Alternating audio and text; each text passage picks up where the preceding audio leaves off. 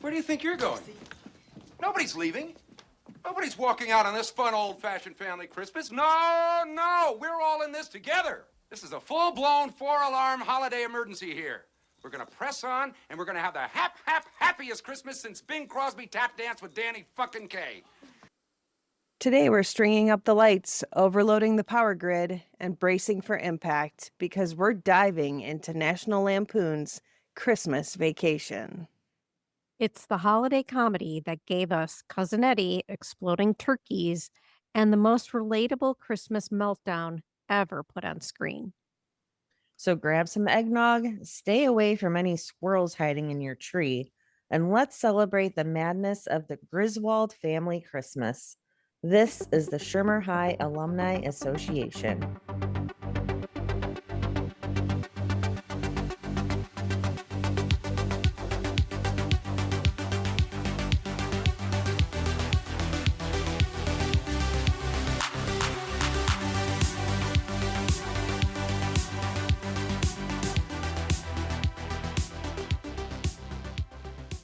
Hey guys, Oh, hello.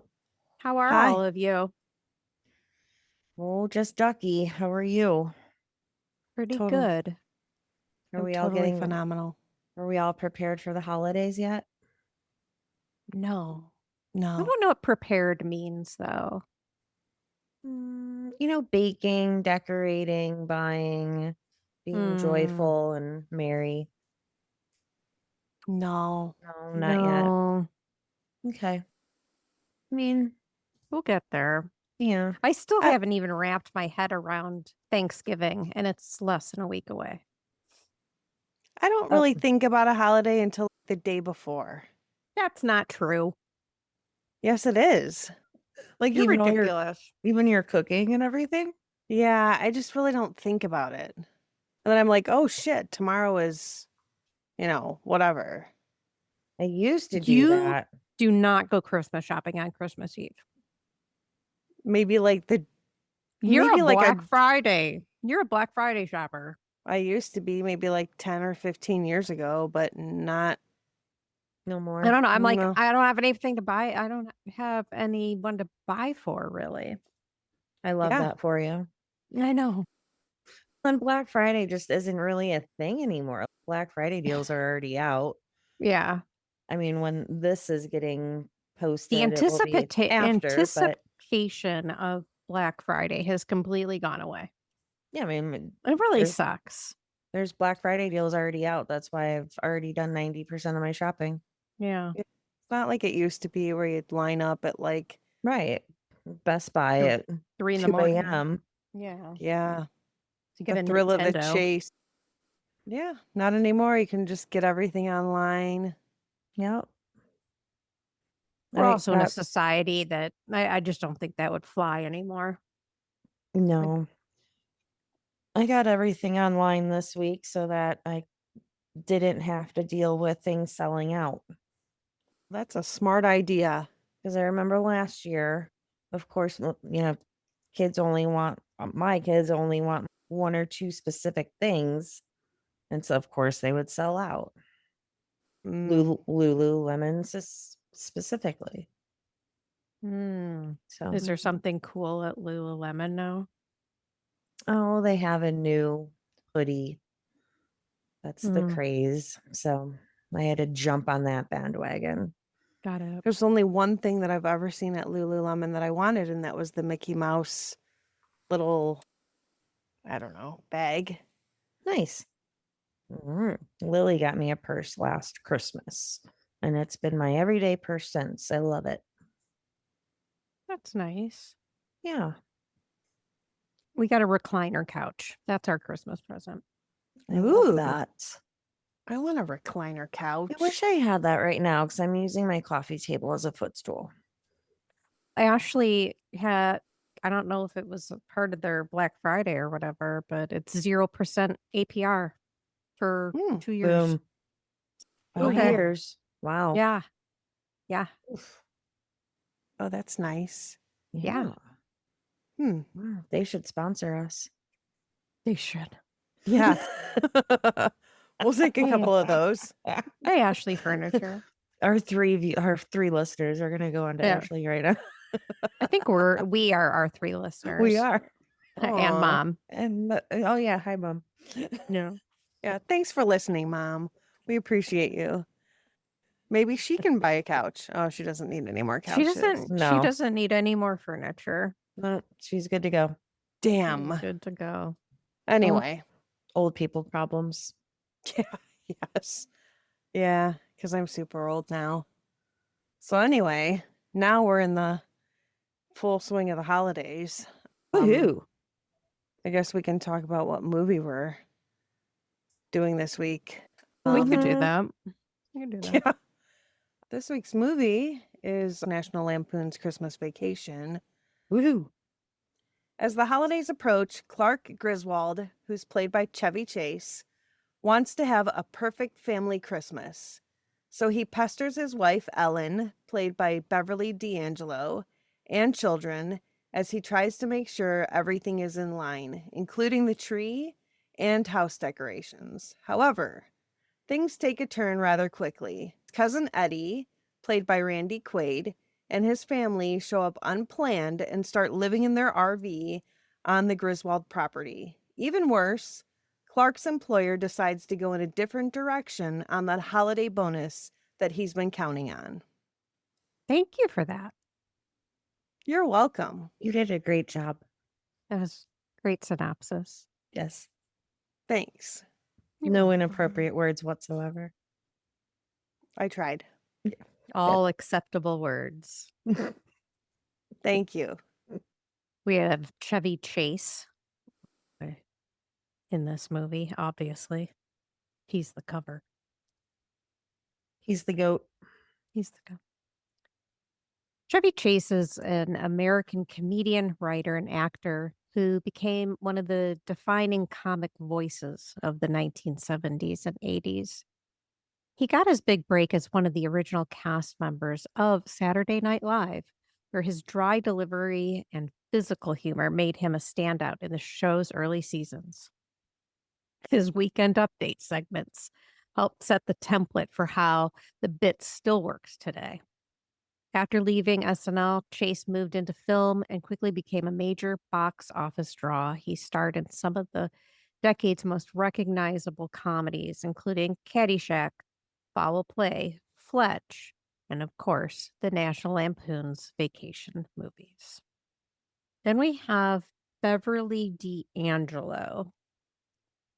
She is an American actress. She is actually best known for playing this role of Ellen Griswold in the Vacation series.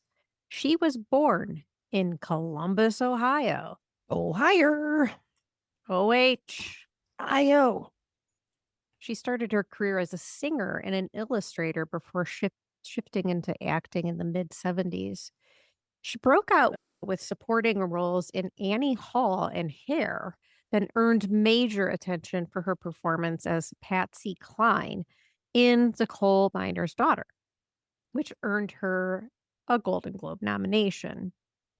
While she's widely recognized for her sharp comedic timing in the Vacation films, her career has spanned drama, music, and television, including memorable roles in American History X, Entourage, and Lawman. Then we have Juliette Lewis. Juliette is an American actress, again, and musician known for her fearless offbeat performances and raw intensity she brings to every role. She broke out in the early 90s with films like Cape Fear, which earned her an Academy Award nomination at just 18 years old. From there, she became one of the decade's most distinctive on-screen presence, appearing in projects like Natural Born Killers, What's Eating Gilbert Grape, California, and Strange Days. She's carved out a unique space in Hollywood by leaning into characters who are messy, vulnerable, or a little chaotic, and her work often blurs the line between indie grit and mainstream storytelling. She's also a musician, fronting the rock band Juliet and the Licks, which adds to her reputation as a genuine, unpredictable creative force. And then we have Johnny Galecki. He is best known for his long run as Leonard Hofstadter on The Big Bang Theory, one of the most watched sitcoms of the 2000s and 2010s. But long before that, he was a familiar face in the 80s and 90s. He was born in Belgium and he was raised in Illinois. He started acting young and broke into films with National Lampoon's Christmas Vacation. Throughout the 90s, he became a steady presence on TV, most notably as David Healy on Roseanne, a performance that showed his ability to play earnest, emotionally grounded characters. And then we have, also in this movie, we have Randy Quaid, Doris Roberts, which we all know from Everybody Loves Raymond, and Julia Louis-Dreyfus, which we all know from Seinfeld. That's an awesome cast. It really is. This film was written by John Hughes, who's our boy. From our man. Is he? Yeah, Have they Mr. made a determination on that? I mean, he's just dominated 80s movies. He really did. I mean, I wouldn't say he's our friend. I would just say, No. he's just really Made he's his been- presence very well known. He Yeah. is everywhere. This was written by John Hughes, who has written Right. several other movies that we've reviewed. Yeah. Director Chris Columbus initially was set to direct this film, but due to a personality clash between himself and Chevy Chase, Columbus left the film and was replaced by Jeremiah S. Chechik. Hughes eventually gave Columbus the script to Home Alone. Interesting. It was nice of him. Yeah. Oh, hey, sorry, buddy, but I put feel you on like something else. I feel like Home Alone should be like an honorary 80s movie. Yeah. Yeah. Came out in 90. Does that mean it filmed in the 80s? National Lampoon's Christmas Vacation is based on a 1980 short story by John Hughes called Christmas 59. It was filmed on the Warner Brothers backlot, where the same house was used for the neighbors in the Lethal Weapon films, and featured Mae Questel, the original voice of Betty Boop, as Aunt Bethany. Other facts include that Beverly D'Angelo improvised a scene and Chevy Chase broke his pinky finger while filming the scene where Clark attacks the decorations. Oof. I had to have Yeah, heard. this scene that Beverly improvises is where she grabs his Junk. junk. That was- Really? Yeah, that was not scripted. That was her improvisation. Yeah, and Nice. he broke his finger when he punches the Santa blow mold. And that's why he ultimately ended up having to kick the rest of the decorations. So this was filmed in Burbank, California and Colorado, although the story takes place in Chicago. And the filming took place between late March and late June of 1989. It was released on December 1st of 1989, and the budget was $25 million. That's a lot. Yeah, that's pretty high for our movies. That's There were a gotta lot be of Christmas lights. a lot of lights, a lot of big names. Yeah. Yeah. I mean, they weren't they weren't like Johnny Galecki wasn't a big name back then, but No. No. like but Randy, Chevy- the adults in there were big names, so I'm And sure a this lot was of it went to what? that. This was the third movie. Yeah. Yeah. That's Yeah. what it I was. think so. Vacation. I don't know if I've European ever watched Vacation. European. I don't think I've ever watched it. I Have you? I don't think I have. I don't think I could Yes. get through it. I'll have to watch it. I'm sure Tavia's seen it. I mean, we know that I'll the have to- original Vacation was before this because Oh. that was during Weird Science time. Oh, yeah, and I'm sure it'll end up on our docket at some point. Yeah. Yes. So it grossed 73.3 million. Not For bad. a third movie in a series, that's pretty Yeah. nice. Yeah, pretty good. So it did pretty well. The movie debuted at number 2 at the box office while grossing $11,750,203 during the opening weekend, behind Back to the Future Part 2. Which Couldn't we have also just said need to do- 11.8 million? No, we have to be very specific. Yes. Down to the $3. Okay. It's a very specific number. Yeah. We need people to know that. All right. Should we get into it? I'm ready. Yeah, let's do it.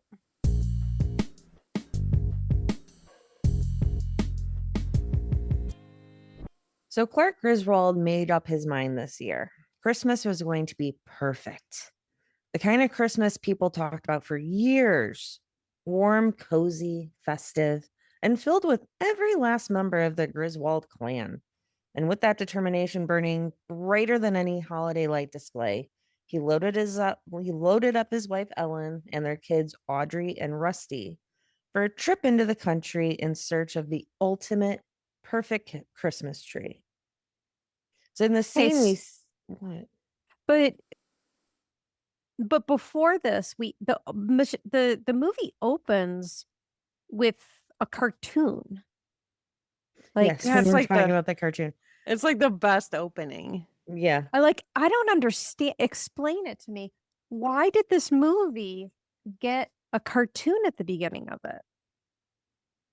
Because it's That I National don't- Lampoons.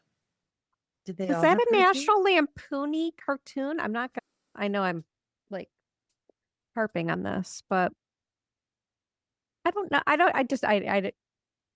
know. I didn't get it. Did the other movies open with a cartoon? Maybe it goes back to the whole Christmas 59 thing. Oh, yeah. I mean, that would make sense. Because it was But- very Warner Brothers-y. Yes. Yeah. So It's that just- could be it. It's like when we're in Xanadu and all of a sudden it's a cartoon. Do you have to bring up Xanadu? Always. Always. It says that not all National Lampoon's films opened with cartoons. Most notably, the National Lampoon's Christmas Vacation was the one that opened with one. The practice of using cartoons was likely a nod to the original National Lampoon magazine, which frequently featured cartoons and comic strips as a core part of its humor content. Okay. I accept right. that. I accept that. I do appreciate that there's the electrocution of Santa in this cartoon and his ass crack showing while going down the chimney. So it is a pretty funny cartoon. Yes, another reference to Santa coming down the chimney, and he fits. Yeah, that's not a thing. He went like this. Yeah, he was like Yes. slime that just conformed. We learn something new every day. So in this opening scene, we see Clark and Ellen singing Christmas carols. And while driving, Clark gets into kind of a car bully situation where this truck is harassing him and he decides to retaliate. So they're in some races and switching lanes to go in and out. And Clark finds what? Didn't he do this in Vacation? Oh yeah, everyone. He's Yeah. Oh, there's always okay. Yeah. Got it. he's There's a always horrible some- driver. Yeah, there's always some sort of car confrontation. Right. And this has led him into Sorry. being trapped in underneath a semi between the front and back wheels. And he realizes, oh shit, I'm underneath a semi.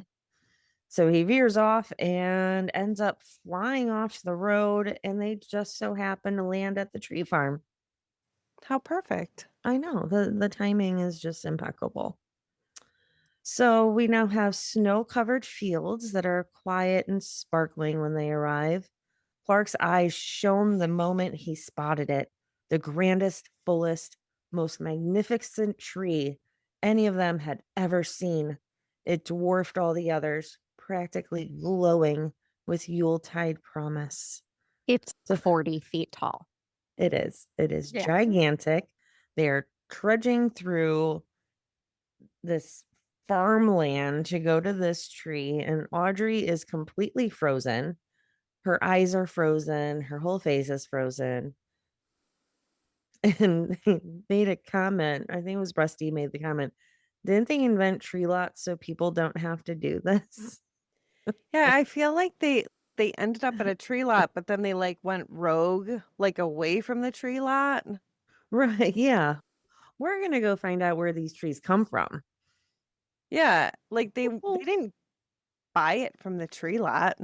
No, they were going to go cut down their own tree. That was their That was the purpose. That was the whole mission. that was their purpose. I mean, I know quite a few people that do that, but Yeah, This is like a Central Park tree. So they find this tree and they're gawking at it and love it, but there's just one problem. Clark realized just a moment too late that they had no saw, no axe, not even a pocket knife, nothing. And since the perfect tree was not something he was willing to leave behind, there was only one solution: you uproot it. So moments later, the Griswolds are heading home with a tree so massive, it looked as though it had been torn from the earth by a small tornado, roots and all. So, how did they get this tree out? I have always wondered that. Did they dig it up with their fingers? That would take a month to do. I always imagine they tied it with the rope and drove, but that doesn't even seem like that would work.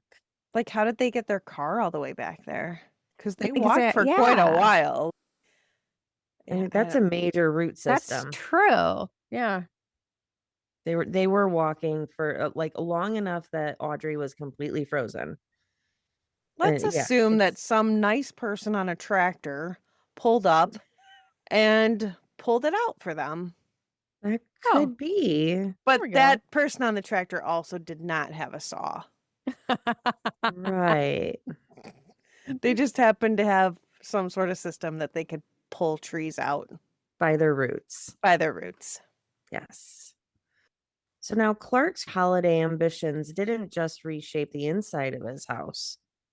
They sent ripples of chaos down the block, much to the dismay of his sleek, sophisticated neighbors, Todd and Margot Chester.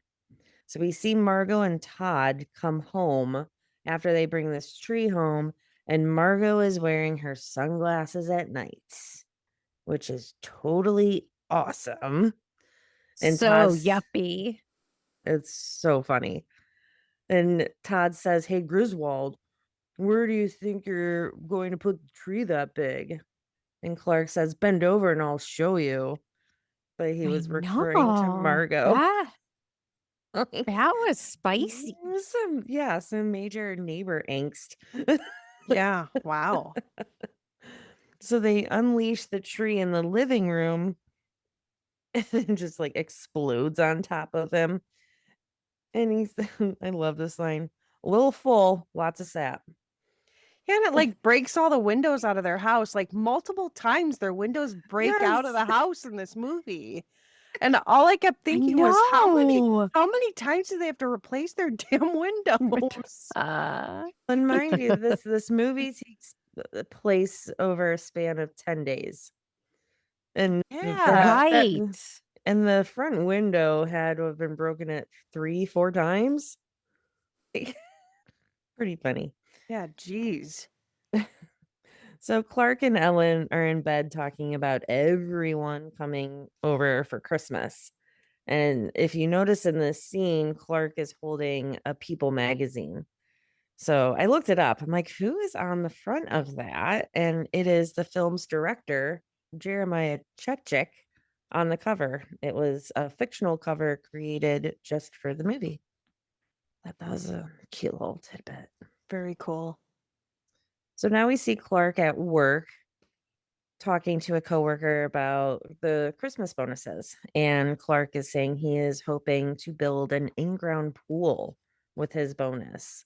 He already put $7,500 down on it, and his coworker says, "You're the last true family man." What the hell does that mean? Just because he's gonna build an in-ground pool? Yeah, that Well, makes you a family man. the last true family man.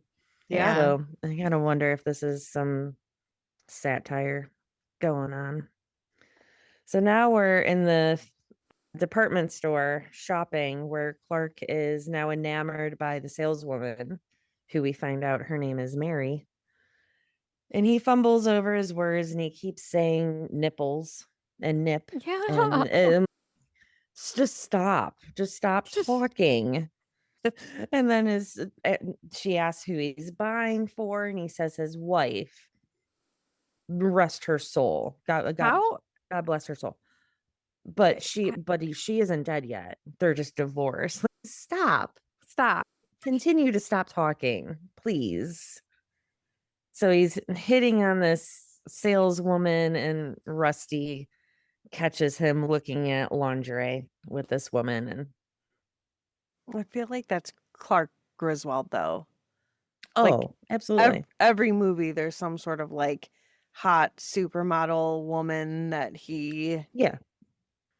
In the original Vacation movie, he's in the pool with what's her name? That model. He was caught in the pool with her, and Christy Brinkley. Christy Brinkley. Yeah. Christy Brinkley. The character himself is just kind of, he has a wandering eye, we'll say. Yeah. And he really shouldn't, because his wife is hot too. She is, and she's so chill. Yeah. I kind of want to throat punch him, but whatever. So by the time both sets of parents arrive for Christmas, the Griswolds and the in-laws, the house is bursting at the seams. The minute they stepped through the door, little arguments began popping up like unwelcome ornaments, complaints about the cold, the drive, the food, and each other. This is where we see Clark say to Ellen, "This is what Christmas is all about. I'll be outside for the season." Which I feel like every husband does that when there's He wanted it. too much. Right. This was his entire purpose for Christmas. And then it just came all at once. He was like, "Yeah, no, I'm going to go outside and do this project."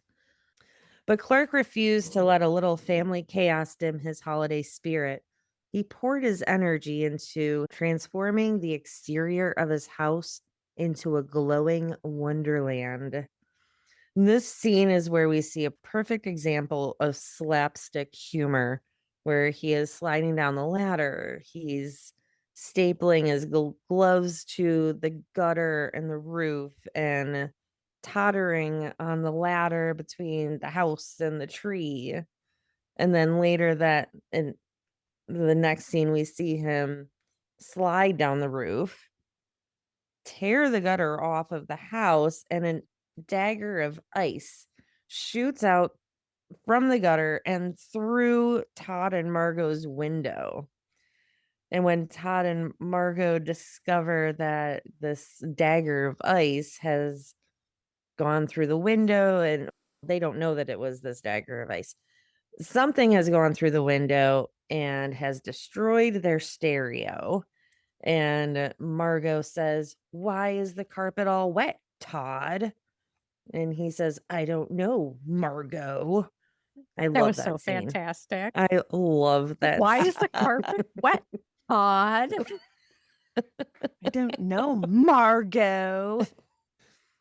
I always wanted to get a shirt that says that, especially being in the carpet business. Yes, So you need one of those. I really should. Oh, I'm writing it down. Yeah. I just love that line. So for days he worked scaling ladders, untangling impossible knots of wires, stapling strings of lights across every inch of the house. And the spectacle grew until it looked as though he had draped the home in a shimmering blanket of stars thousands upon thousands of bulbs waiting for their moments. So Clark does say that there are 250 strands of lights, 100 lights per strand, which is a grand total of 25,000 lights. And when that moment finally came, when Clark managed to coax every last light into blazing brilliance, the lights don't work. So that was a womp womp. So we got to figure out what's going on with the lights. And that was back in the day where if one bulb went out, You were screwed. the whole strand went out. Yeah. And if the fuse blew, like the whole thing went out. So you had to investigate which individual bulb was bad. It was a nightmare. Nowadays, it's like we don't know how LED. easy. Yeah, we don't know how easy we have it. Yeah. Yeah. So you don't know if one of these 25,000 lights is like the one light causing it not to work or what's going on. So I can see how Clark is extremely frustrated at this moment. So now we're going into the next day, and Clark goes into the attic, and everyone else leaves to go shopping without him. The attic stairs, which are the pull down, it's the pull down. This seems like the exact same house as 16 Candles, although they had an actual staircase. But I don't know. This house really reminded me of 16 Candles, probably just because of all the grandparents and family there. And it had the center, that center staircase. But Yeah. like the 16 Handles house reminded me of like a West Park house, like near St. Mark's. Yeah. Like Like a Edgecliff. smaller brick. Yeah. Yeah. So he's in the attic. The fold down stairs fold up on him, and he's now stuck in the attic, and he watches old films of his family and reminisces about holidays and tradition. And Ellen finally gets home, and she pulls the cord for the attic stairs to presumably put presents up there, and Clark falls down. This is a lag scene for me. This is one of my favorite movies, but this scene is just okay. It seems to like just be in there for filler or something. But I do understand the reminiscence of watching old films and going back into time with that. But yeah, He's got to watch the home movie from the Christmas of '59. Sure. Yeah. Yep. Wasn't that what it's based off of? Is that what it said? Is that what it said on the thing? That's so cool. I think it's either, yeah, I swear that's what the reel says, Christmas of '59. 59 or, hold on, now I got to make sure. No, I think you're right. It says, no, the real Clark Griswold watches is not dated Christmas of '59, but the film is a nod to a short story titled Christmas of '59 that inspires the movie. While one reel is labeled Christmas of '59, the actual home movie that Clark watches is from 1955. Okay. So there is one that is marked Christmas of '59, but I understand why they put that in there because it gives like the idea of the backstory of it. Sure. Yeah. So now Clark is back out with his lights at night and trying to figure out what's wrong with them. His mom goes out into the garage and turns on the garage light, and the house illuminates like the sun. The power grid's going nuts. She then turns the lights off because she's leaving the garage. Helen investigates and turns the light back on and then off. So the house is now like flash. It's now flashed twice, but no one still knows what's going on with the lights. Then she realizes all of the power cords are going to that source and is confident that that is how the lights will be turned on. So she turns it back on for the final time, illuminating what seems to be the entire world. The night sky erupted with dazzling color. The display was so bright, so blindingly festive, that it drained power from the grid for blocks around, triggering a brief citywide energy dip. It was a bright freaking house. Yeah. I'd be interested to see how it looks from the inside. Probably looks like Yeah. daylight at night. So, just as the Griswold household seemed to reach maximum holiday capacity, chaos rolls into the driveway, quite literally, when Ellen's cousin Catherine and her husband Eddie show up without so much as a phone call. Their beat up RV rattled to a stop in front of the house and out spilled two of the younger kids, Rocky and Ruby Sue, along with their enormous Rottweiler, a drooling beast affectionately named Snots. Have you ever met a dog named Snots? Never. This is the classic scene where they're drinking out of the moose cups. They're having their little spiked eggnog and they're talking about what's going on. And cousin Eddie says that there is an RV. And I actually have my shirt on underneath my sweatshirt. That's my ugly Christmas t-shirt that says that there is an RV. Oh, that's awesome. I Nice. love it.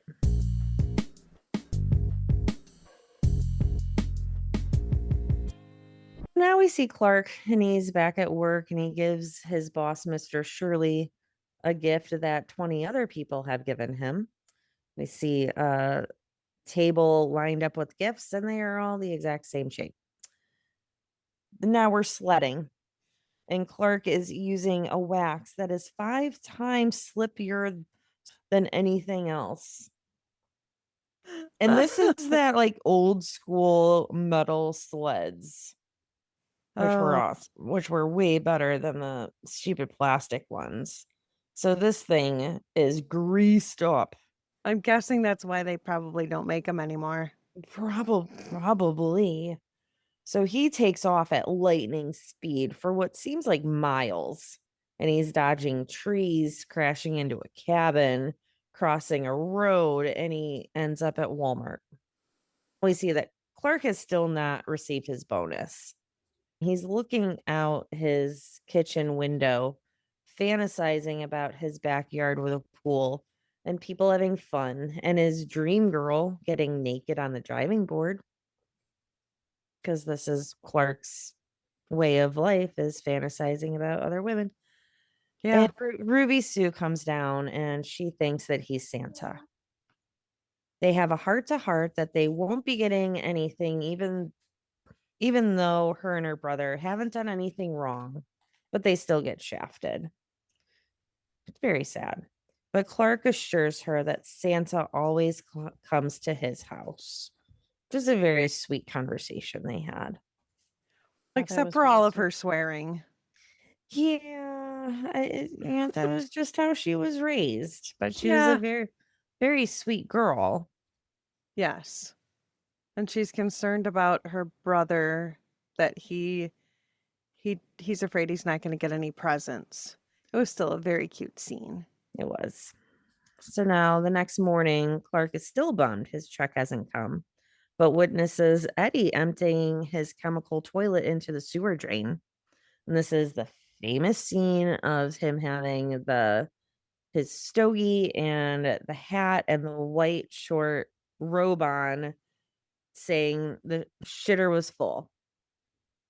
Ellen and Clark have a conversation about Eddie's hard times, and Ellen's talking to Clark about how she feels like the kids are not going to get anything and they don't have any means to be able to get them anything. Without hesitation, he offered to buy gifts for Rocky and Ruby Sue so they wouldn't have to miss out on the magic of the season.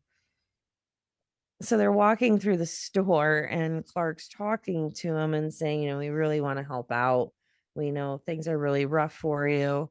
And Eddie just so happens to have a pre-planned list of what the kids would like, which then makes you realize that it was a surprise for the Griswolds that they showed up, but this was like totally planned, that they came knowing in anticipation of them helping them out to give the kids a Christmas.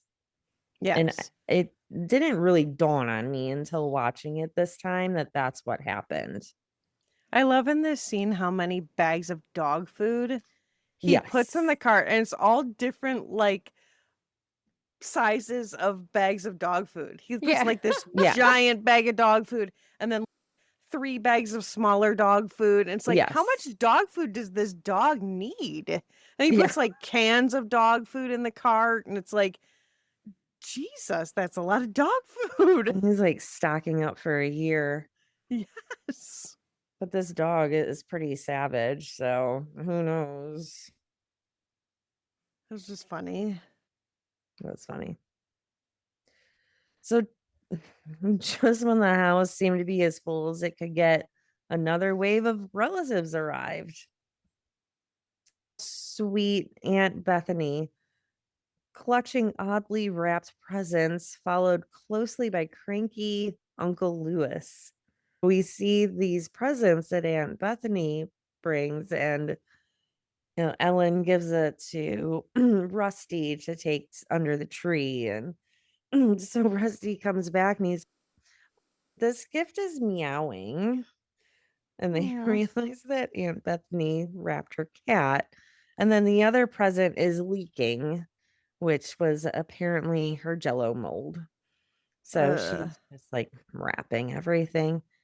And then they do say later on that they're 80 years old. I'm like, these people look like they're about 120.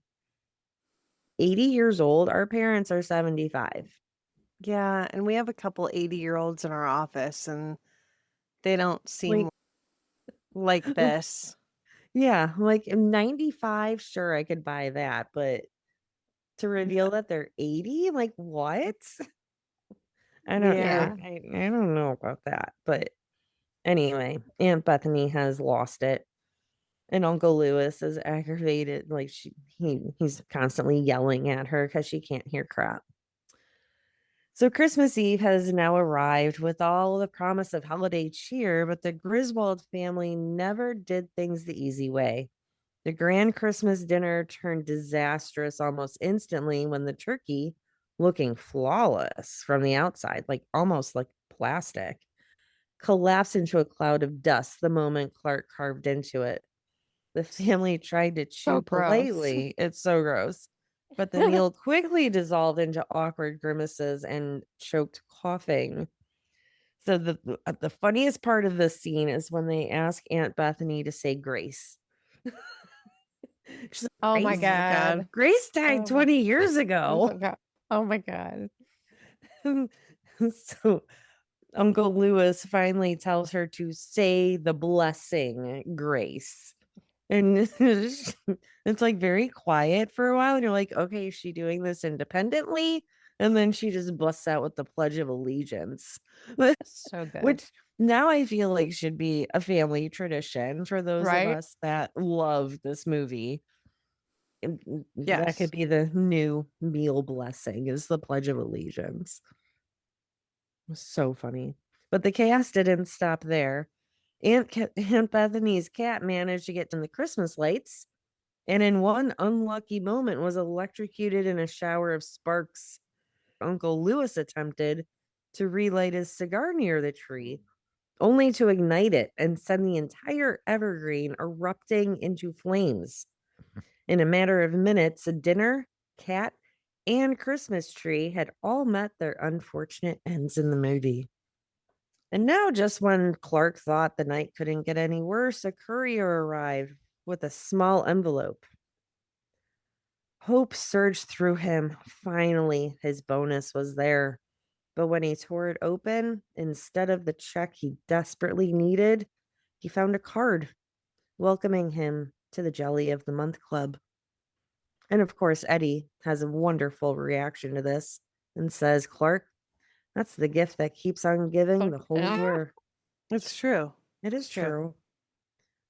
So with this type of like you obviously get a different type of jelly each month. Is this Yeah. is this still a thing? Can we still sign I know. up for Can I this? get that? Can I get Yeah. signed up for that? I'm sure there is. I With love all jelly. the meal services and all these box food things you can get, I'm sure there's a Jelly of the Month club. I would For love sure. that. Some hot pepper jelly. That'd I'm be sure wonderful. I can research that for you. That'd be great. But if I get that as a Christmas bonus, I wouldn't be too happy because I can get that for myself. So with this unveiling, something inside Clark just snapped. And in a blazing tirade that left the entire family frozen, he ranted and raged about Frank Shirley, his cheapness, his selfishness, his utter lack of Christmas spirit. And in the heart of his fury, Clark declared that he wished Frank would be delivered to the Griswold house so he could tell him exactly what he thought of him face to face. It was a wish spoken in anger, and one that would soon spiral into far more trouble than even Clark Griswold could imagine. Clark's furious outburst was meant to be nothing more than a moment of venting, a way to release the pressure that had been building for weeks. But Eddie, literal minded, loyal, and entirely unpredictable, heard Clark's wish loud and clear, and he intended to fulfill it. Now, Clark is going to replace the tree that Uncle Lewis burned down. We have a new tree inside the house. Aunt Bethany hears a faint sound, but she can't hear when someone is talking directly to her while yelling directly at her. But she hears this faint sound in this new tree. And the new tree has a squirrel in it, which sends the house into a frenzy. They act as if one of the gremlins was chasing after them. They're out screaming and running, but Eddie isn't there to catch it. Of course, Clark asks because Eddie likes to consume squirrels. But then we learned from Eddie's wife that he doesn't eat squirrels anymore because they're high in cholesterol. So yeah. So they're running around trying to get away from the squirrel. They lose the squirrel, but only viewers can see that the squirrel is now on Clark's back. And they're all running for their lives from this said squirrel. And now Snots is on the squirrel case. He's chasing the squirrel, and as Clark opens the front door, the squirrel and Snots attack Margot, who had gone over to the Griswolds to confront them about their mania. And a fun fact is during this squirrel scene, the crew initially hired a trained squirrel, but it died from a heart attack. Oh my God. Poor squirrel heart attack. And they did hire an untrained squirrel at the last minute, and this scene took 3 days to shoot. That's where the 25 million went. Yep, whole budget. Yep. So now later on in the night, the Griswold household was thrown into pandemonium when Eddie marches through the front door with none other than Clark's boss, Frank Shirley, bundled in a bow-topped robe like a disgruntled Christmas package.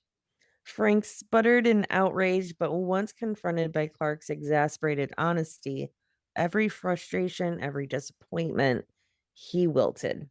He confessed that he had indeed canceled the Christmas bonuses to cut costs, never considering how deeply it would affect his employees.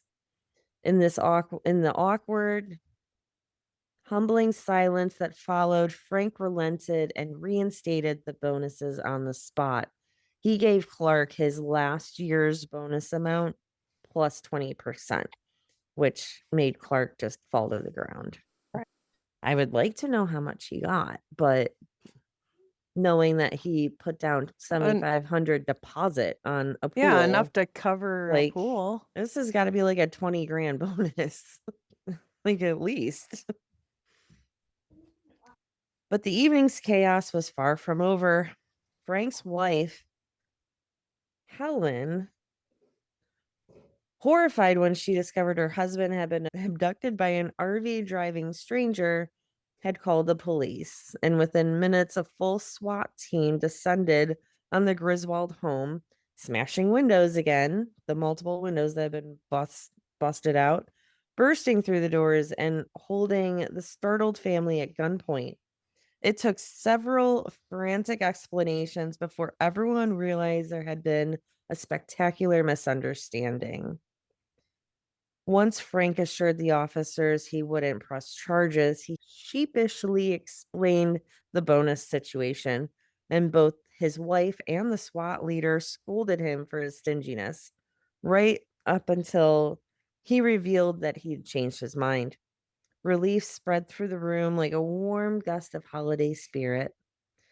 And later, after the dust settled and the police dispersed, the family drifted outside into the crisp night air. Rocky and Ruby Sue lifted their eyes to the sky, gasping as a bright glow streaked across in the distance. They shouted that it was Santa. Clark smiled and shook his head. That's not Santa. That's the Christmas star. As he gazed up at the shining beacon surrounded by family, chaos, and love, Clark understood what Christmas truly meant. And as everyone stood outside admiring the brilliant glow in the sky, Uncle Lewis squinted at the light and scoffed. That ain't no Christmas star, he said. That's the glow from the sewage treatment plant. His words struck Clark like a bolt of lightning. Eddie, helpful in his own chaotic way, had been emptying the RV's sewage tank straight into the storm drain. If there was one thing Clark Griswold did not need on Christmas Eve, it was exploding sewage. But before Clark could shout a warning, Uncle Lewis struck another match to light a cigar. He casually flicked it straight into the drain. There was a heartbeat of silence, and then the ground erupted in a thunderous blast. The massive explosion of gas-powered fury shot upward, engulfing Clark's decorative Santa's sleigh in a ball of fire. And with a whoosh, the flaming display tore free from its supports and rocketed into the night sky like a bizarre festive missile. Aunt Bethany, bless her bewildered spirit, took the spectacle as her cue to begin singing the Star-Spangled Banner. One by one, the family, the Shirleys, and even the SWAT team joined in, hats on their hearts, voices rising as the blazing sleigh soared off into the distance like a patriotic comet. When the fiery display finally disappeared beyond the rooftops, the entire crowd drifted back inside after the wildest Christmas Eve imaginable to celebrate what was left of the holiday. Clark lingered for a moment on the lawn. Ellen stepped beside him, and the two shared a Christmas kiss. In the glow of the surviving lights, Clark felt something warm settle on his chest, which was quiet satisfaction. Despite the disasters, despite the explosions, the chaos, and the surprises, he had done it.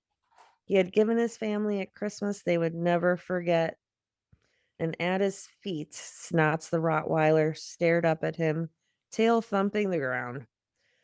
Clark chuckled and reached down to scratch behind the dog's ears. Buddy, we made it. And for the first time that night, everyone felt wonderfully, perfectly still. The end. Yay.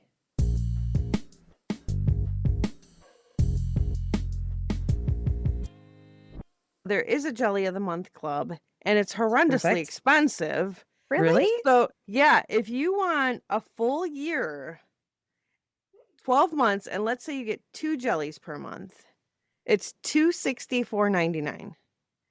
And if you only want 1 jelly per month, it's $184.99. Like, I'll go to Aldi and buy you a jelly every month. Does that Okay. include shipping? I don't think so.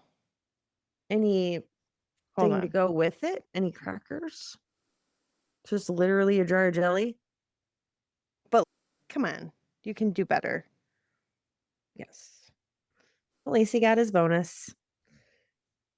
And he's going to get his naked women fantasies at the pool.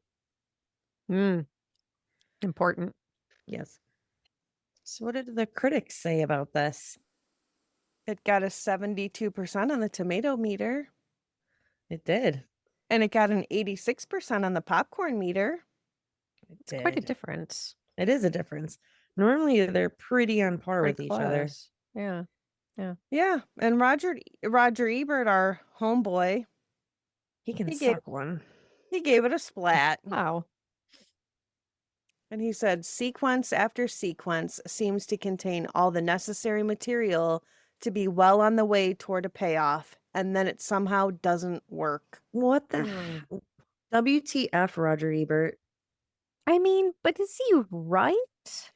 You What know, what's I the will payoff? say that for a Christmas movie, they don't actually celebrate Christmas Day in No. this movie. So, I mean, But it's a Christmas season. technically, Right. I mean, that'd be like saying Die Hard wasn't actually on Christmas Day. Correct. yeah. I mean, I guess, if the moral of the story is kidnap your boss to make them realize the true spirit of Christmas. But he did give it 2 out of 4, which for him isn't the worst. What movies has he liked? I don't know. Few and I far don't between. remember. Yeah. William Thomas of Empire said, if it doesn't make you at least giggle, then you clearly don't understand the true meaning of the festive season. Sure. We'll give it that. Sure. Yep. Time Out said, sure, it's crude, episodic, and half the jokes don't work.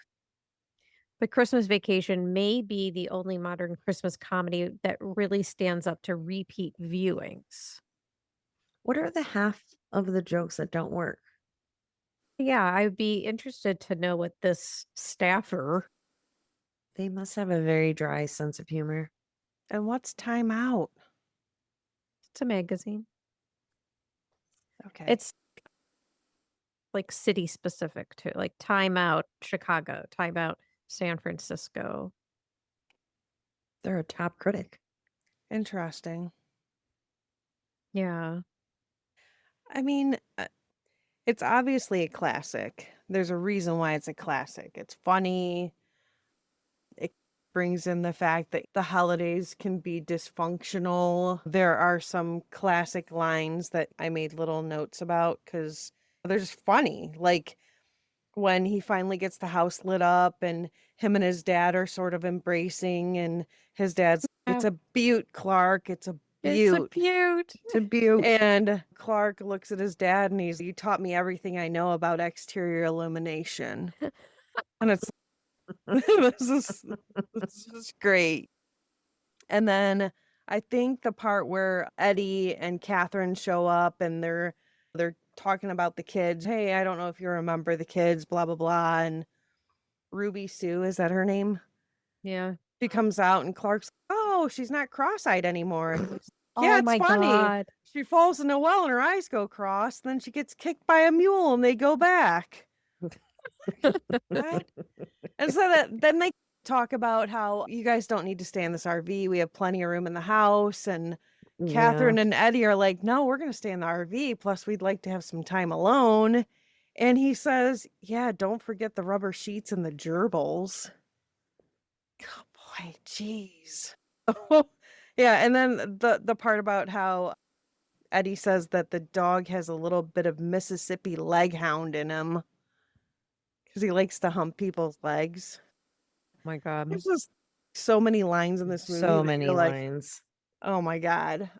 Yeah. I think the fact that Clark is like in every movie, he's so enamored by other women. It gives a little bit of cringe. The only reason why is because like they really sexualize these women. I don't feel like back in the 80s there were lingerie saleswomen that were just showing off their panty line, like pulling up their Right. skirt and showing them Right. like, look, you can't see my panty line. And just I don't know. I'm still gonna give it a not really. It's not like the kind of cringe that you're like, wow, this is really super inappropriate.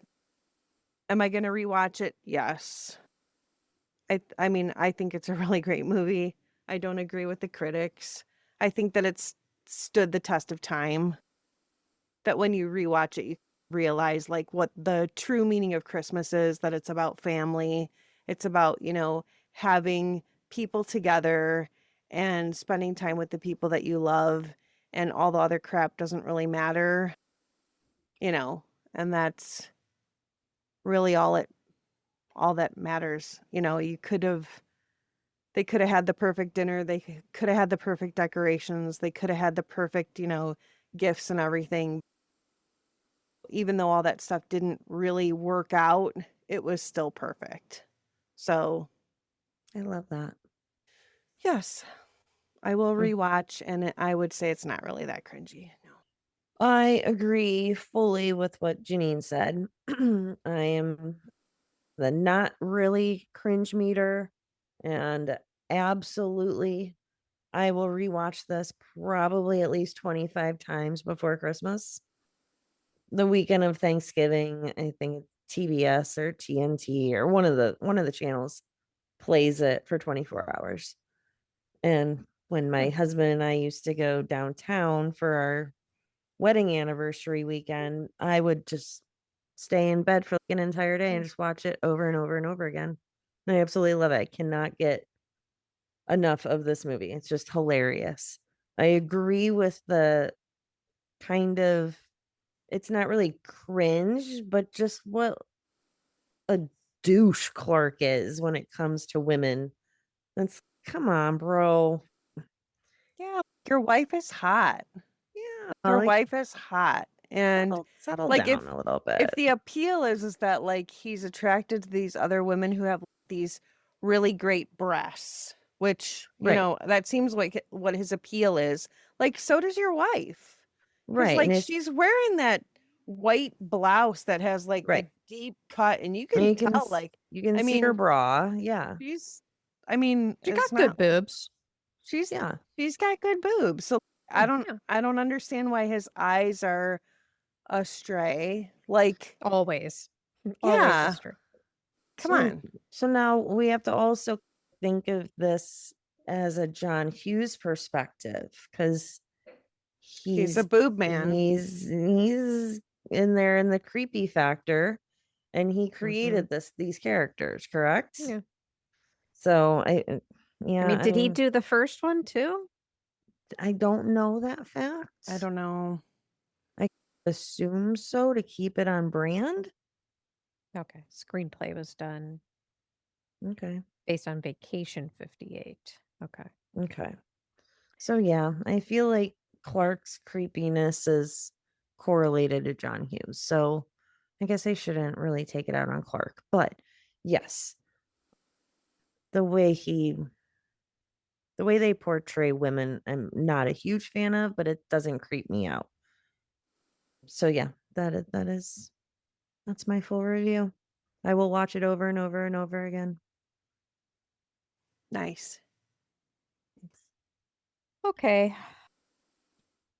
I'm going to give it a kind of cringe.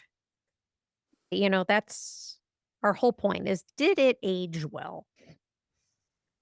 And while I do enjoy the movie as a Christmas movie, it's not in my top 5, but I do think that Clark's continuous objectification of women, like especially with that department store scene, just really I was like, this doesn't age well. Like it's literally the statement that came to my head was, yeah, this didn't age well.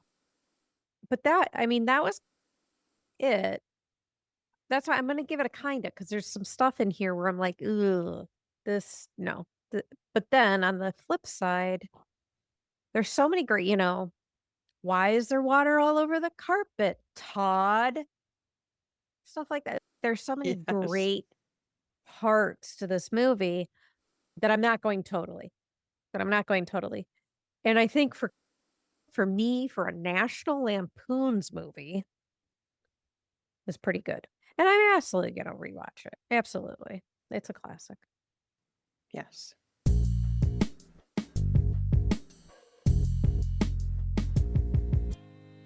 That's a wrap on our review of National Lampoon's Christmas Vacation, the holiday classic that reminds us family chaos is just part of the Christmas spirit. Whether you're stringing up way too many lights or dodging flying squirrels, this movie proves that sometimes the best memories come from the biggest messes. Amen.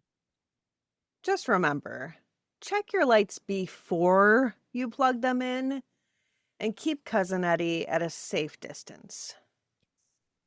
Thanks for tuning in to the Shermer High Alumni Association. We truly appreciate you. If you enjoyed this episode, be sure to subscribe, leave us a review, and share it with your favorite holiday movie lover. Bye. Bye.